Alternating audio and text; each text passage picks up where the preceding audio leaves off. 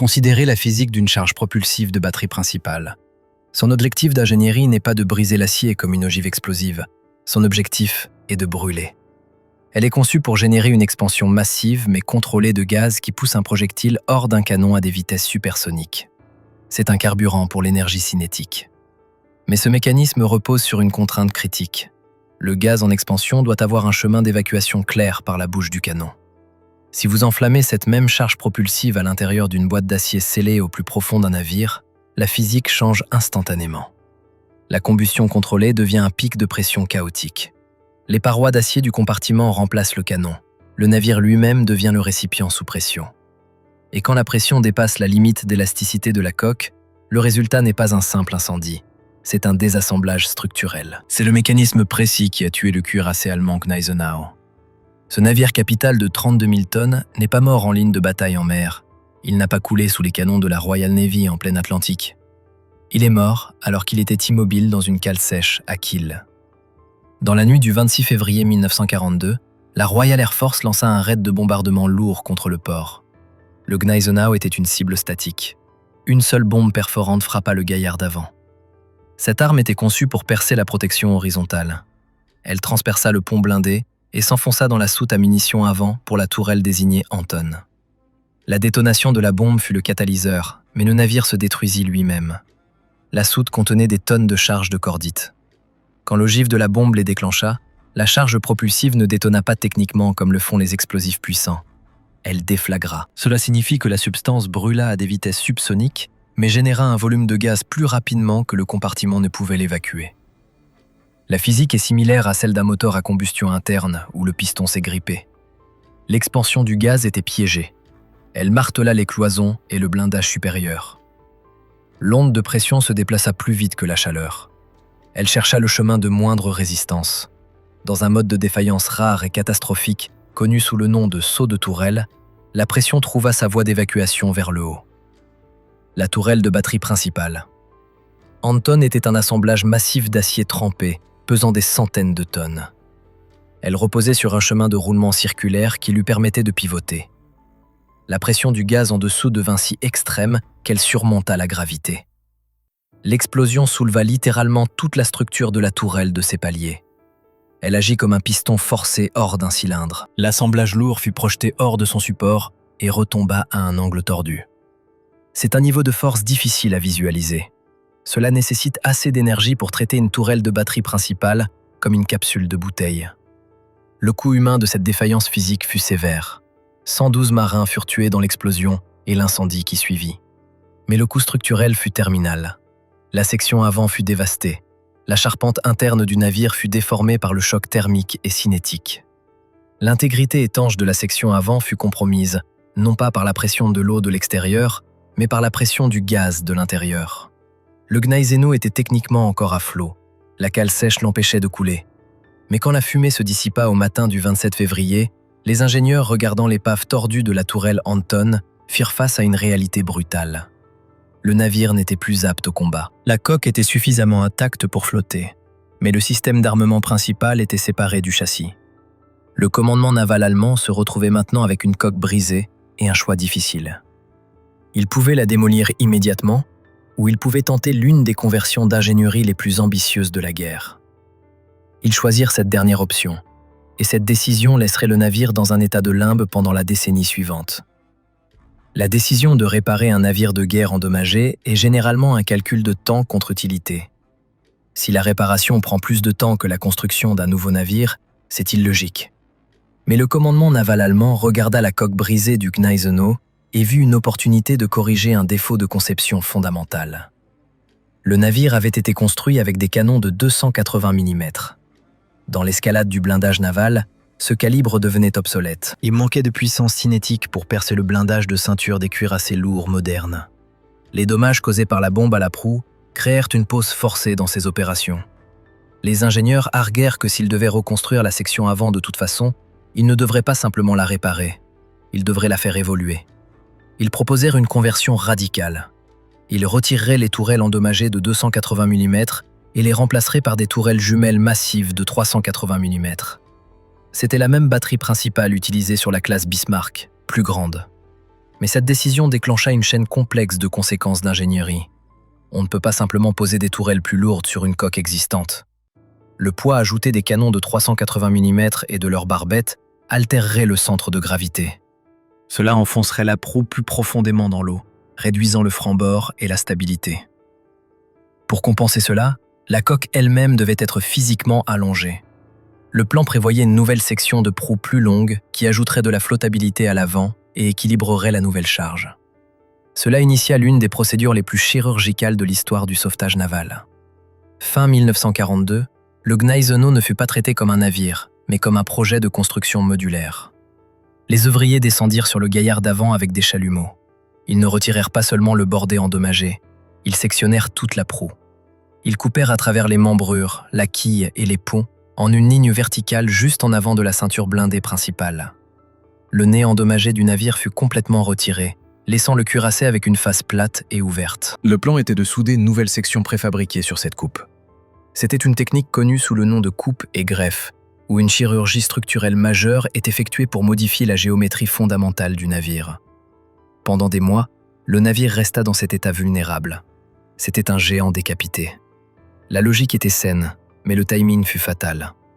Pendant que les ingénieurs préparaient la nouvelle proue, la situation stratégique changea. La flotte de surface allemande perdait la faveur du haut commandement. Les ressources nécessaires pour une reconstruction aussi massive étaient nécessaires ailleurs, spécifiquement pour la guerre sous-marine.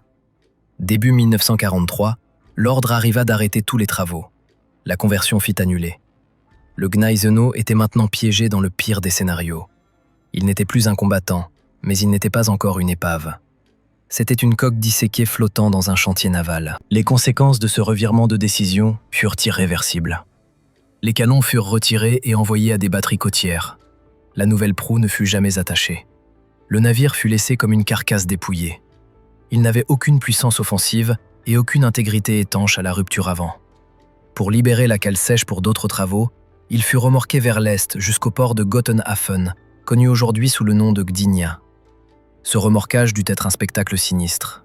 Un cuirassé autrefois fier se déplaçant lentement sous la puissance de remorqueur, avec sa batterie principale manquante et sa proue se terminant abruptement par une plaque d'acier plate. Il fut amarré dans les eaux calmes du port, non pas pour attendre une réparation, mais pour attendre la fin. Le pari d'ingénierie avait échoué. La décision de moderniser plutôt que de simplement réparer les dommages de la bombe signifiait qu'il ne naviguerait plus jamais sous sa propre puissance. Il avait survécu à la bombe, mais il ne survivrait pas à la bureaucratie. En mars 1945, le calendrier stratégique de la flotte de surface allemande s'était effondré. L'armée rouge soviétique resserrait l'étau autour du port de Gotenhafen. La ville était en cours d'évacuation. Tout ce qui pouvait flotter et naviguer à la vapeur reçut l'ordre de partir, transportant réfugiés et soldats blessés vers l'ouest, en direction de l'Allemagne. Mais le Gneisenau ne pouvait pas naviguer à la vapeur. C'était un géant estropié, sans proue et sans canons principaux. C'était un poids mort. Dans un retrait normal, il aurait été sabordé à son mouillage pour empêcher sa capture.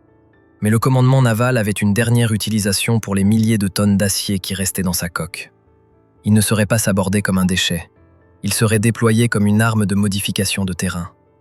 C'est la logique d'ingénierie du navire-bloc. Quand une force défensive ne peut pas arrêter une flotte ennemie par le feu, elle tente de l'arrêter par la géométrie. Une entrée de port est un goulot d'étranglement. Elle repose sur un chenal profond et étroit pour permettre aux navires lourds de passer. Si vous pouvez placer un obstacle massif directement en travers de ce chenal, vous effacez effectivement le port de la carte. Le 27 mars 1945, avec le son de l'artillerie soviétique audible au loin, le Gneisenau fut remorqué jusqu'à l'entrée de la digue. Il fut positionné perpendiculairement à l'axe du chenal. Les vannes de mer furent ouvertes et des charges de démolition percèrent la coque. Il s'enfonça lourdement dans la vase. La superstructure resta au-dessus de la surface, mais la coque devint un mur d'acier sous les vagues. La guerre se termina quelques semaines plus tard. La ville de Gotenhafen devint la ville polonaise de Gdynia. Les frontières de l'Europe furent redessinées, mais le Gneisenau ne bougea pas. Il resta à l'entrée du port comme une forteresse de rouille. Il n'était plus un navire de guerre, mais il était maintenant un élément dominant de la géographie locale. Pendant les 5 années suivantes, l'épave exista dans un étrange état d'animation suspendue. C'était un danger pour la navigation, forçant les navires marchands à manœuvrer prudemment autour de sa forme brisée. Mais pour les habitants de Gdynia, il devint quelque chose d'entièrement différent. Il devint un point de repère et une destination. Pendant les hivers rigoureux de la fin des années 1940, la mer Baltique gelait solidement à l'intérieur de la protection du port. Cela créa un phénomène qui nous fournit l'une des images les plus surréalistes de l'ère d'après-guerre. La glace devint assez épaisse pour supporter le passage des piétons. Les civils locaux marchaient depuis le rivage, traversant la mer gelée pour visiter le cuirassé. C'est notre détail technique marginal pour ce chapitre, le pont de glace. Il permettait aux gens ordinaires de marcher jusqu'à la ceinture blindée d'un navire capital nazi. Ils pouvaient toucher l'acier qui avait survécu au passage de la Manche. Les photographies de cette période montrent de petites silhouettes debout sur la glace, à côté de la ruine imposante de la superstructure. Ces images nous donnent un sens de l'échelle que les photos en mer n'offrent souvent pas. Contre la glace blanche et plate, le Gneisenau ressemble moins à une machine qu'à un immeuble de bureau effondré. Cette période de dormance ne pouvait pas durer éternellement. Bien que l'épave fût une curiosité pour les habitants, c'était un étranglement pour l'économie. Gdynia était un port critique pour la reconstruction de la Pologne. Un port majeur ne peut pas fonctionner avec un blocage de 30 000 tonnes dans son artère principale. La décision fut prise de la retirer. Mais ce n'était pas un simple travail de remorquage. On ne peut pas simplement tirer un cuirassé coulé hors de la boue, surtout un qui a été délibérément sabordé pour rester en place. La coque était inondée. Le fond était probablement aspiré dans le sédiment. L'intégrité structurelle était compromise par les dommages originaux de la bombe, la coupe de la proue et les charges de sabordage final. Les autorités polonaises confirent le problème à la compagnie polonaise de sauvetage maritime. Il faisait face à une montagne d'acier qui avait été conçue pour résister aux feux ennemis et qui résistait maintenant aux lois de la flottabilité. Quand la compagnie polonaise de sauvetage maritime prit possession de l'épave en avril 1950, elle fit face à un paysage dangereux qui allait bien au-delà du levage lourd. Le Gneisenau n'était pas simplement un tas de ferraille, c'était une arme chargée. Le navire avait été sabordé pendant un retrait de combat, ce qui signifiait qu'il transportait encore des munitions actives. Les soutes avaient peut-être été inondées, mais les munitions scellées n'expirent pas rapidement. L'épave était aussi un enchevêtrement d'acier tranchant, de dommages d'explosions déchiquetées et d'obstructions sous-marines. Cela nous amène au concept de l'ombre de risque. Dans toute opération de sauvetage, le danger n'est pas distribué uniformément. Il est concentré dans les espaces sombres où les plongeurs doivent travailler au toucher. Les ingénieurs polonais développèrent un plan qui reposait sur la récupération par flottabilité. C'est une technique fondamentale du sauvetage maritime. Si vous pouvez sceller les trous d'un navire coulé et pomper l'eau, l'océan soulèvera le navire pour vous. Cela semble simple en théorie, mais sur un cuirassé, c'est un cauchemar de complexité. La coque du Gneisenau était perforée par des vannes de mer, des charges de sabordage et les dommages originaux de la bombe. Chacune de ces ouvertures devait être trouvée et scellée hermétiquement. Ce travail devait être fait sous l'eau, dans la visibilité trouble d'un port en activité, par des plongeurs portant des combinaisons de toile lourdes et des casques de cuivre. C'est pendant cette phase que l'opération de sauvetage paya son tribut. Le travail était épuisant et dangereux.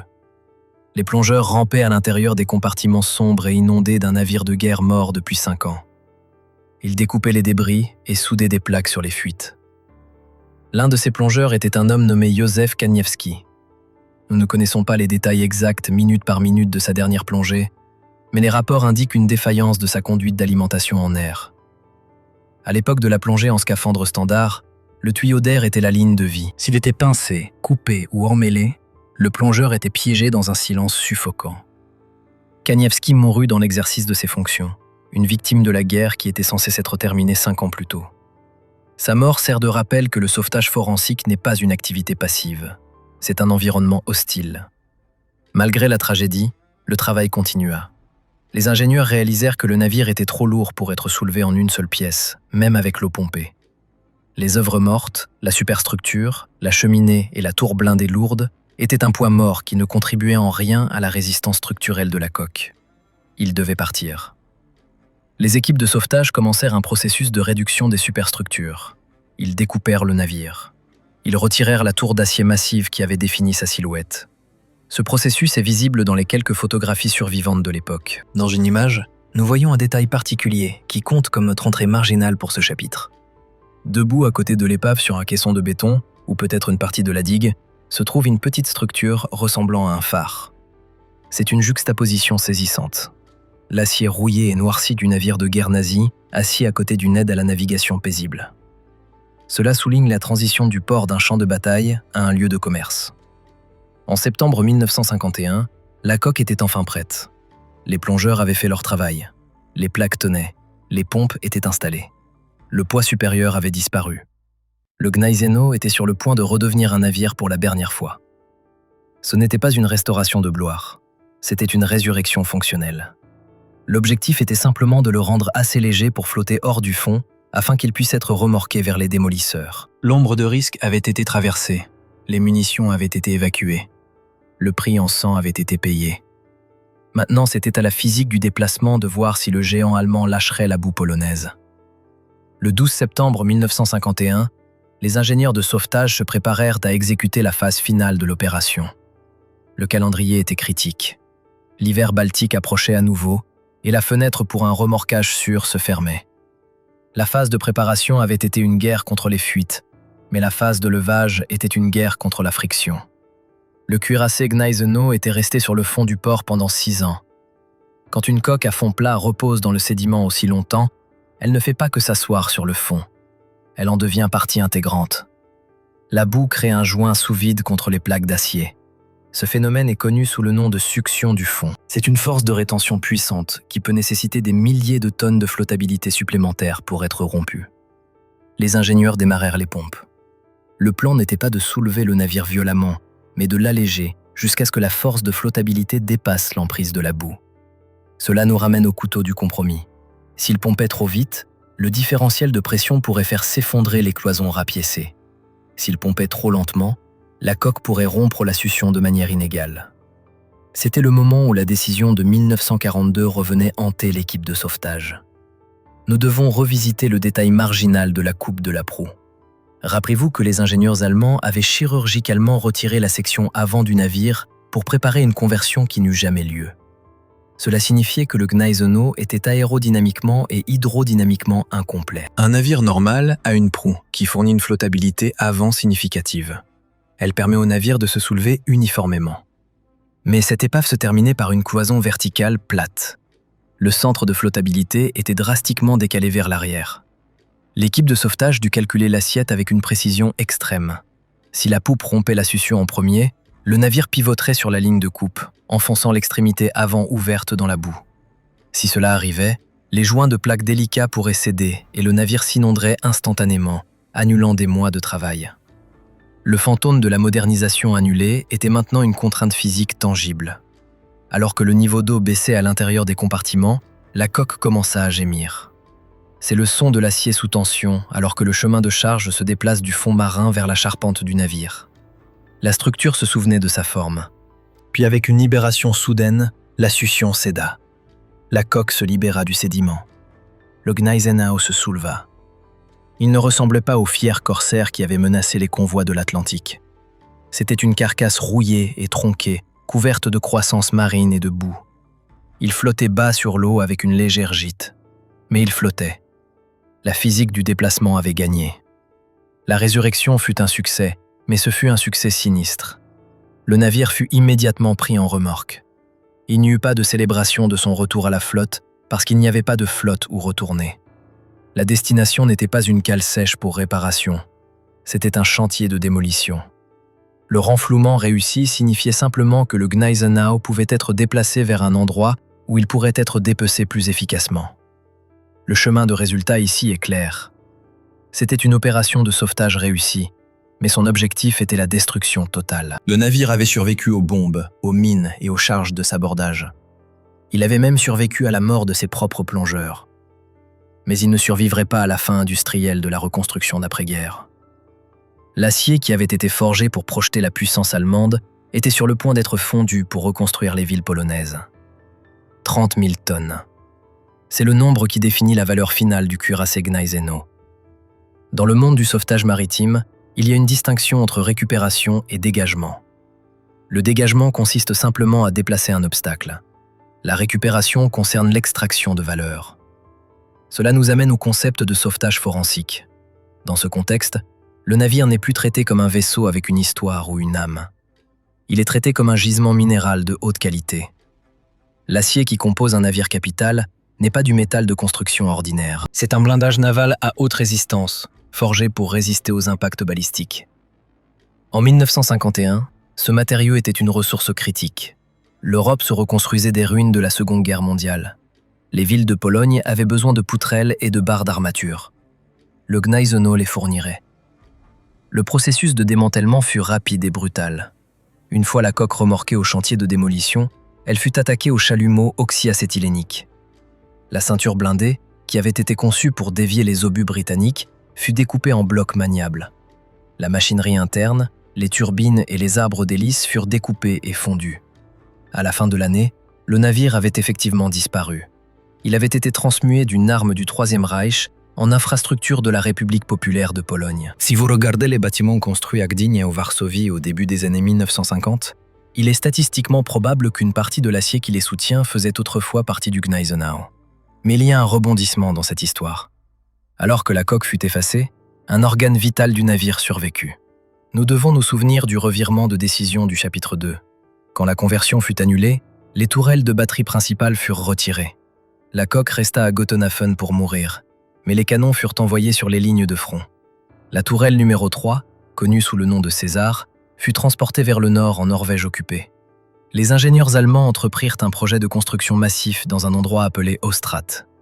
Ils creusèrent un puits de 5 étages de profondeur dans le granit massif. Ils installèrent le mécanisme de la tourelle à l'intérieur de la montagne, créant une forteresse imperméable aux attaques aériennes. Cela nous amène à notre dernier détail marginal, qui est la vie après la mort de la tourelle César.